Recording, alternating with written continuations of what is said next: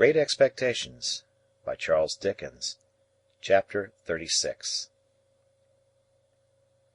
Herbert and I went on from bad to worse, in the way of increasing our debts, looking into our affairs, leaving margins, and the like exemplary transactions; and time went on, whether or no, as he has a way of doing, and I came of age, in fulfilment of Herbert's prediction that I should do so before I knew where I was.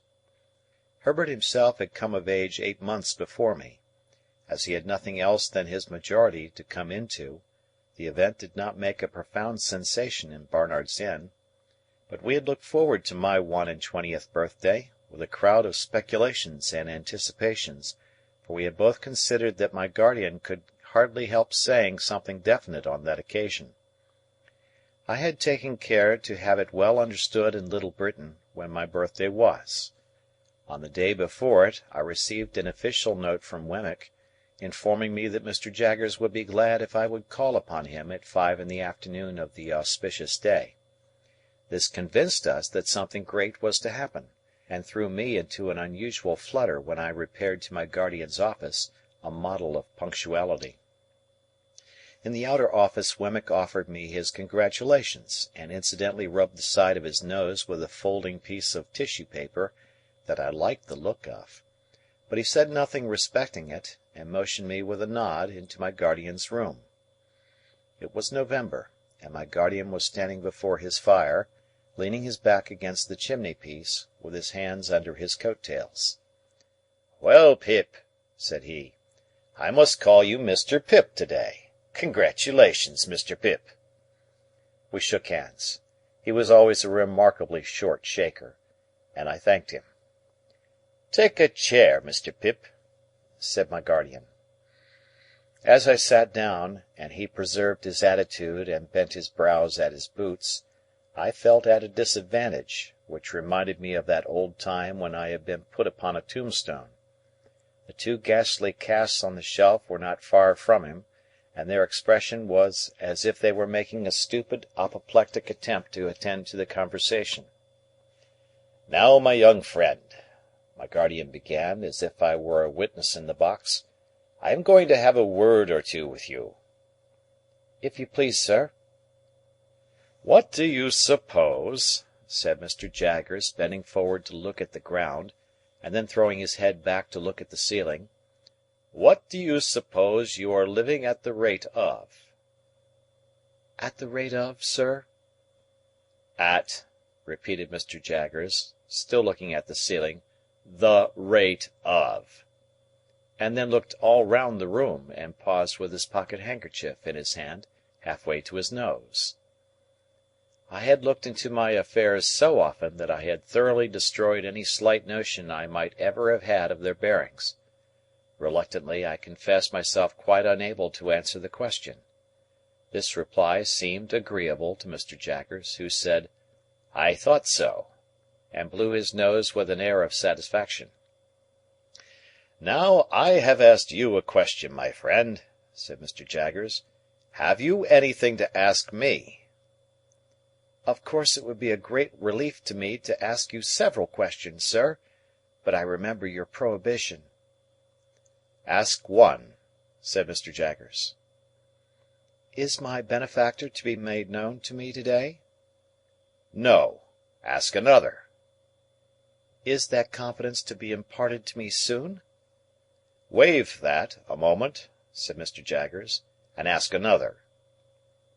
I looked about me, but there appeared to be now no possible escape from the inquiry. "Have I anything to receive, sir?"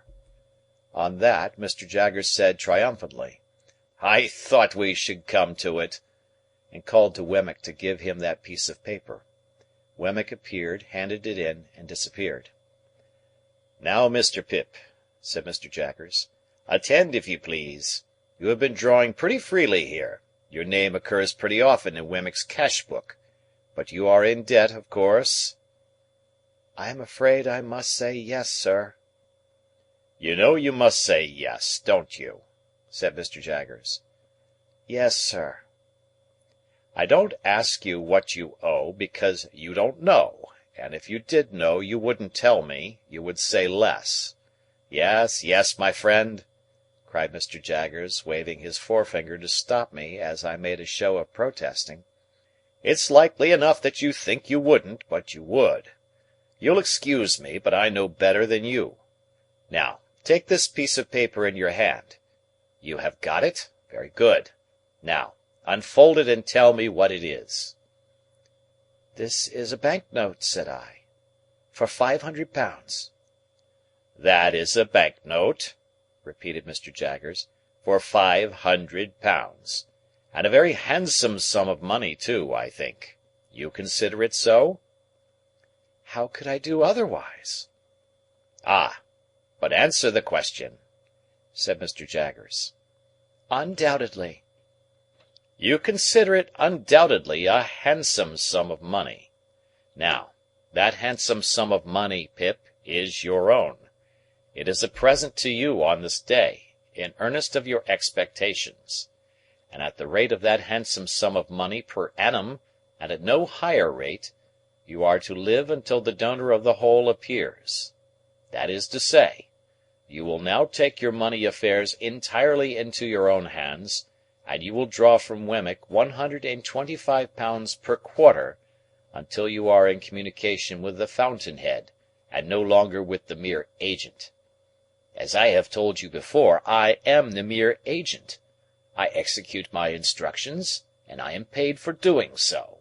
I think them injudicious, but I am not paid for giving any opinion on their merits." I was beginning to express my gratitude to my benefactor for the great liberality with which I was treated, when Mr. Jaggers stopped me. "I am not paid, Pip," said he, coolly, "to carry your words to any one," and then gathered up his coat-tails, as he had gathered up the subject, and stood frowning at his boots as if he suspected them of designs against him. After a pause, I hinted, "There was a question just now, Mr. Jaggers, which you desired me to waive for a moment. I hope I am doing nothing wrong in asking it again?" "What is it?" said he. I might have known that he would never help me out, but it took me aback to have to shape the question afresh, as if it were quite new. "Is it likely," I said, after hesitating, "that my patron, the fountain head you have spoken of, Mr. Jaggers, will soon—" There I delicately stopped. "Will soon what?" asked Mr. Jaggers. "That's no question as it stands, you know." "Will soon come to London," said I, after casting about for a precise form of words, "or summon me anywhere else?" "Now here," replied Mr. Jaggers, fixing me for the first time with his dark, deep-set eyes, "we must revert to the evening when we first encountered one another in your village.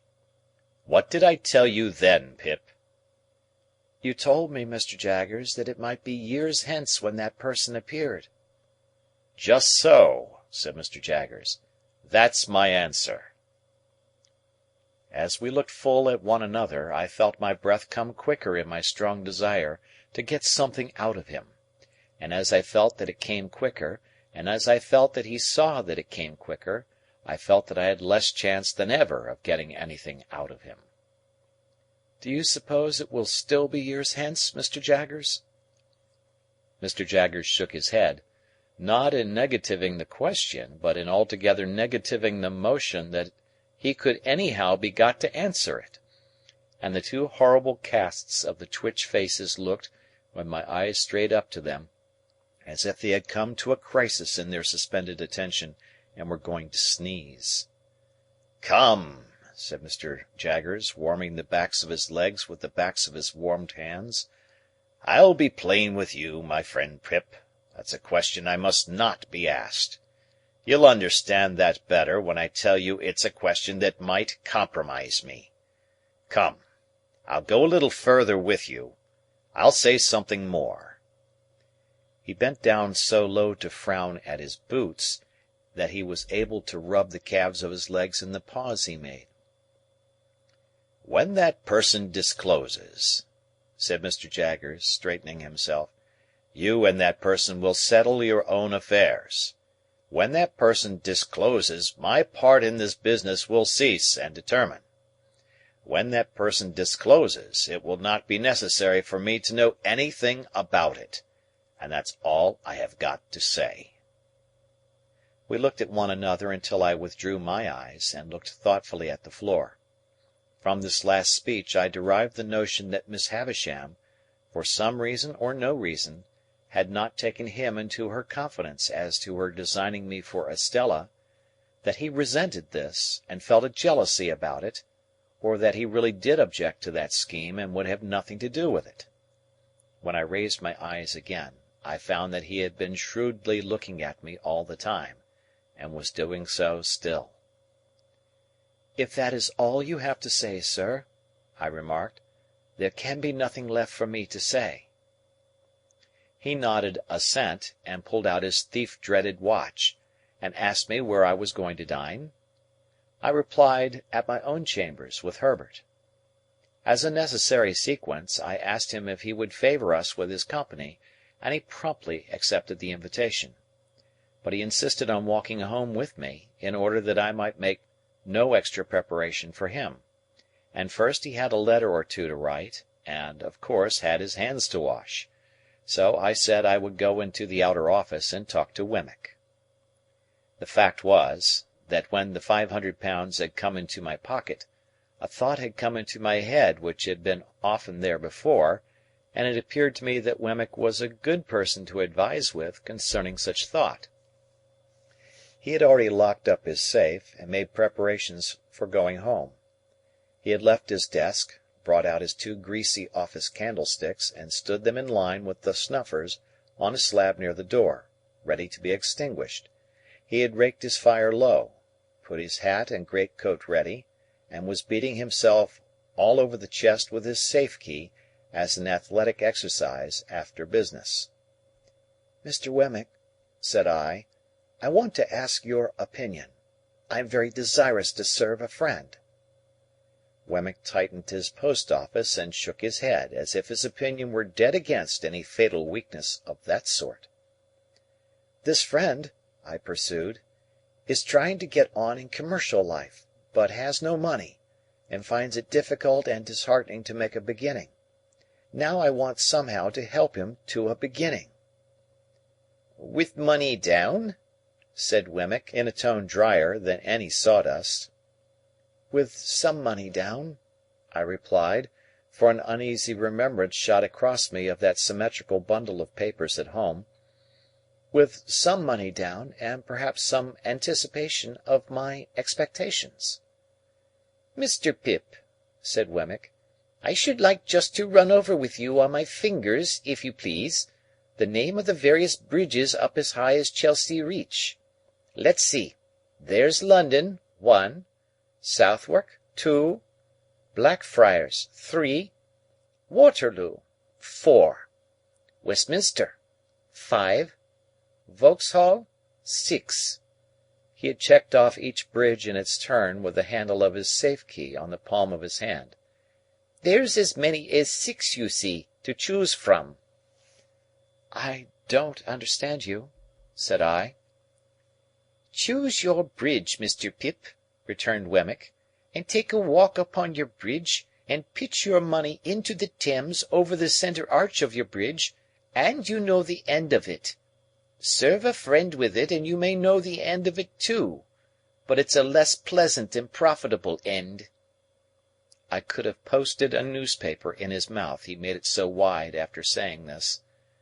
"This is very discouraging," said I. "Meant to be so," said Wemmick.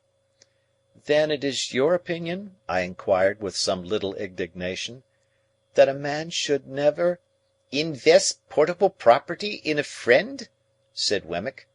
"Certainly he should not, unless he wants to get rid of the friend, and then it becomes a question how much portable property it may be worth to get rid of him." "And that," said I, "is your deliberate opinion, Mr. Wemmick?" "That," he returned, "is my deliberate opinion in this office." "Ah!" said I, pressing him, for I thought I saw him near a loophole here. But how would that be your opinion at Walworth?" "Mr. Pip," he replied, with gravity, "Walworth is one place, and this office is another.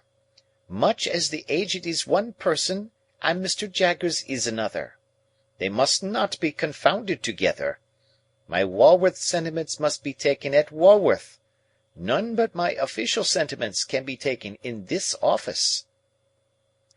"Very well," said I, much relieved. "Then I shall look you up at Walworth, you may depend upon it." "Mr. Pip," he returned, "you will be welcome there, in a private and personal capacity." We had held this conversation in a low voice, well knowing my guardian's ears to be the sharpest of the sharp. As he now appeared in his doorway, towelling his hands, Wemmick got on his greatcoat and stood by to snuff out the candles. We all three went into the street together, and from the doorstep Wemmick turned his way, and Mr. Jaggers and I turned ours. I could not help wishing more than once that evening that Mr. Jaggers had an Aged in Gerrard Street, or a Stinger, or a something, or a somebody, to unbend his brows a little. It was an uncomfortable consideration on a 21st birthday, that coming of age at all seemed hardly worth while in such a guarded and suspicious world as he made of it. He was 1,000 times better informed and cleverer than Wemmick, and yet I would 1,000 times rather have had Wemmick to dinner.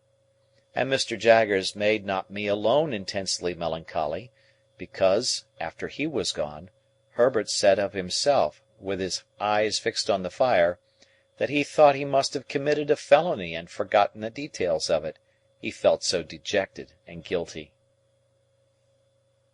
Chapter